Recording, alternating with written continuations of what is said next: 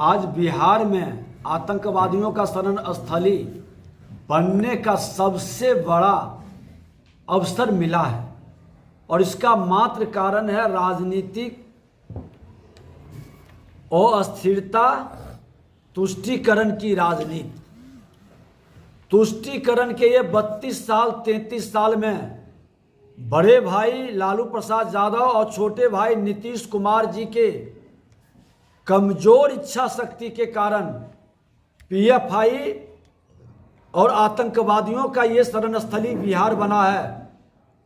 और इनके साथ जो अभी मदरसा का मामला आया है, जिसमें कई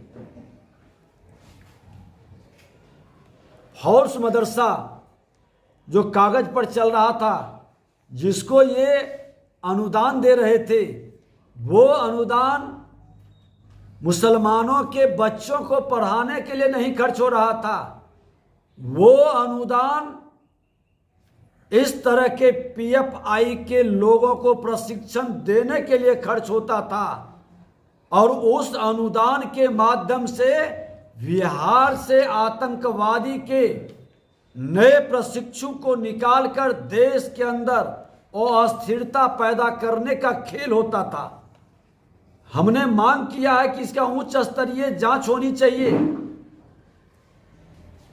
हम तो धन्यवाद देते हैं उस सीतामढ़ी के व्यक्ति सलाउद्दीन को, जिसने याचिका दाखिल कर करके देश के हित में बिहार को कम से कम बचाने का एक प्रयास किया है। लेकिन सत्ता में बैठे, शिखर पर बैठे शासन प्रशासन के जिम्मेदार लोग तुष्टीकरण की राजनीति से जिस तरह से संरक्षण कर रहे हैं, इसमें तो बड़े पदाधिकारी का भी इन्वॉल्वमेंट है। जांच होनी चाहिए, न्यायिक जांच होनी चाहिए, सिटिंग जज से जांच कराए। ये सरकार जांच नहीं करेगी, लीपापोती करेगी। माननीय मुख्यमंत्री जी, आप सीमावर्ती क्षेत्र में जा रहे हैं, आप वहां पर इसकी समीक्षा करिए। लेकिन ये समीक्षा क्या करेंगे? मुंह से इसके संदर्भ में एक आवाज नहीं निकलेगा। राजद और जदयू के लोग तुष्टीकरण के नाम पर एक शब्द नहीं बोल सकता है। बोलेगा तो सिर्फ जातीय उन्माद पैदा करने का। रामायण पर बोलेंगे, रामचरितमानस पर बोलेंगे, मंदिर पर बोलेंगे, लेकिन बिहार के अंदर आतंकवादी कैसे पैदा हो रहा है, पीएफआई कैसे बढ़ रहा है, मदरसों को अनुदान दे करके पीएफआई को प्रशिक्षण का खेल कैसे खिलाया जा रहा है, इन सब विषय पर मुंह बंद क्यों हो जाता है? सत्ता की लोलुपता में सत्ता के लिए ईमान बेचने वाले लोग राष्ट्र को कमजोर कर रहे हैं। ऐसे लोगों की न्यायिक जांच के माध्यम से सत्य उजागर होनी चाहिए और इस सत्य को उजागर करने की जिम्मेवारी है। और मैं तो बता देना चाहता हूं कि भारतीय जनता पार्टी की सरकार बनने जा रही है। जिस दिन भारतीय जनता पार्टी की सरकार बनेगी, ये तमाम फाइलें खुलेगी जो बिहार को आतंकवाद, उग्रवाद और अपराध के शरण स्थली बनाने वाले लोग को चिन्हित किया जाएगा। वो इससे लोग को बख्शा नहीं जाएगा। यहाँ के नौजवानों को भटकाने के लिए, बरगलाने के लिए और अपराध, आतंक और उग्रवाद का बलिदान चढ़ाने के लिए जो लोग इनको भेजते हैं, ये भी बिहार के बच्चे हैं। इनको सकारात्मक भाव में लगाने की जरूरत है। लेकिन जो लोग इस तरह का खेल खेल रहे हैं, ये दुखद और दुर्भाग्यपूर्ण है। अब तो एक नया खेल शुरू हो गया है। आज किशनगंज में माननीय मुख्यमंत्री जी हैं। किशनगंज के अंदर सीमावर्ती क्षेत्र है, खुलकर शराब की तस्करी होती है। और शराब ही नहीं, वहां पर मादक पदार्थ, ब्राउन शुगर, अफीम से लेकर के तमाम नशीली व्हाइट जहर आ रहा है। इसकी कोई समीक्षा नहीं हो रही है। वहां पर पोस्टिंग वैसे लोग को किया जा रहा है जो कहीं ना कहीं उसका खुद पार्टनरशिप चलता है और इसका संरक्षण मिलता है। सत्ता में, प्रशासन में बैठे उच्च पदाधिकारी थाना तक को फोन करते हैं।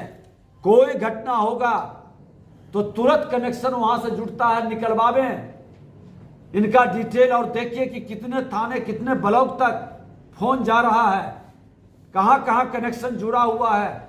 इसकी उच्च स्तरीय जांच होनी चाहिए। कौन कौन भ्रष्ट पदाधिकारी खुल करके इस तरह के गलत लोगों को संरक्षित कर रहा है। अब कई आईएएस आईपीएस भ्रष्टाचार के आक्रोश में अपराधियों के साथ, भ्रष्टाचारियों के साथ संलिप्तता में पकड़े जा रहे हैं। इसी सरकार को इसकी समीक्षा आपको किशनगंज में लेनी चाहिए। आज किशनगंज के अंदर बाढ़ की बड़ी समस्या है। महानंदा नदी से अररिया और किशनगंज में बाढ़ से कितनी जिंदगी तबाह होता है, कितने जमीन का फसल नष्ट होता है। और इसको व्यवस्थित करने के लिए वहां पर बनाया गया था, एक मिशन चलाया गया था, लेकिन उस मिशन को क्यों रोका गया?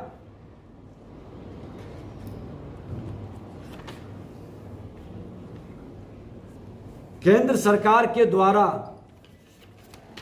फ्लड से निजात दिलाने के लिए 250 करोड़ रुपया भी भेजा गया, उसका प्रमाण पत्र भी नहीं भेजा गया है अभी तक। उस प्रोजेक्ट के, उस मिशन को भी रोक दिया गया। इसकी भी समीक्षा कर लें। और वहां पर पीएफआई सबसे ज्यादा, एनआईए का जो एक्शन होता है वो सीमावर्ती क्षेत्रों में, तो सरकार इसकी क्यों समीक्षा नहीं कर रही है? इस पर क्यों मौन है? छोटे छोटे विषय पर लोग बड़े बड़े अपने ज्ञान का बखान करने आते हैं, सत्ता में बैठे हुए मंत्री, क्यों मौन है? आज कहां भूमि सुधार राजस्व मंत्री जी का बयान, शिक्षा मंत्री जी का ज्ञान कहां पर है? क्यों नहीं पीएफआई पर बोलते हैं? क्योंकि अब पीएफआई के माध्यम से देश के अंदर इनको संरक्षित करने वाले लोगों की सरकार की विदाई होने वाली है। ये अपराध, भ्रष्टाचार और उग्रवाद, आतंकवाद को संरक्षित करने का युग खत्म होने वाला है। और बिहार जो सबसे ज्यादा इसका शरणस्थली बना है, यहां भी पूरी तैयारी हो चुकी है इससे लोगों को चिन्हित करने का, बिहार को अपराध मुक्त करने का। आज अपराध बढ़ने का कारण क्या है बिहार में? ऐसे मठाधीश बैठा रहेगा, आतंकवादी, उग्रवादी, अपराधी, तो नए लोगों को प्रशिक्षण मिलेगा और नए लोगों के माध्यम से वो शराब की तस्करी कराता है, व्हाइट जहर का तस्करी कराता है, अकूत संपत्ति कमा लेता है। पुलिस के साथ मिलकर थाने के अंदर बैठ करके इन लोगों की चौकड़ी चलती है। ये सरकार कभी इसकी समीक्षा नहीं करती है। इसीलिए अपराध बिहार में चरम पर है, भ्रष्टाचार चरम पर है। और दुर्भाग्य से राजनीतिक अस्थिरता के कारण, प्रशासनिक अराजकता के कारण भ्रष्टाचार खत्म होने वाला नहीं है। इसलिए राजनीतिक अस्थिरता लाने के लिए फिर से जनादेश प्राप्त करे बिहार में। जनता जिसको जनादेश देगा वो सत्ता में बैठेगा। ये जनादेश देश के प्रधानमंत्री नरेंद्र मोदी जी का है। ये जनादेश नीतीश कुमार का नहीं था। लेकिन चोर दरवाजे से लाके सभी भ्रष्टाचारी एक जगह जुटकर, और जिस तरह से अपराध और भ्रष्टाचार चरम पर पहुंच रहा है, कम्युनिस्ट पार्टी के लोग, माले के लोग, गरीबों की नारा लगाने वाले लोग थे। क्यों मौन है? क्या समस्या गरीबों की खत्म हो गई? अपराधियों का, भ्रष्टाचारियों के कारण जो पीड़ित लोग हैं, जो तंग तबाह हो रहा है, क्यों मौन है? ये 7 दल के, 8 दल के लोग, इन लोगों के मुंह में आवाज क्यों नहीं निकल रही है? किसानों के प्रति, मजदूरों के प्रति 4 लाख लोग जेल का सफर करके आया है। कमजोर, दलित, अति पिछड़ा तबका का लोग, क्यों आवाज गुम है? बाहर में बहुत बोलते थे, हम लोग भी विधानसभा के आसन से सुनते थे। आज एक आवाज नहीं निकलती है। सत्य को कहने की ताकत नहीं है। जो सत्य बोलता है उसी के पीछे सरकार का महकमा और शासन प्रशासन लगता है कि कैसे उसको घेरे और बेइज्जत करें, कैसे उसको लज्जित करें। उसके स्टाफ से लेकर के उसके अगल बगल के परिचित लोगों के द्वारा ही उसको कलंकित करने का प्रयास करता है। लेकिन इससे विपक्ष की आवाज नहीं रुकेगी। सरकार समाधान करे, नाटक बंद करे और इस तरह के व्यवधान उत्पन्न करने का, सामाजिक सद्भाव बिगाड़ने का खेल बंद करे।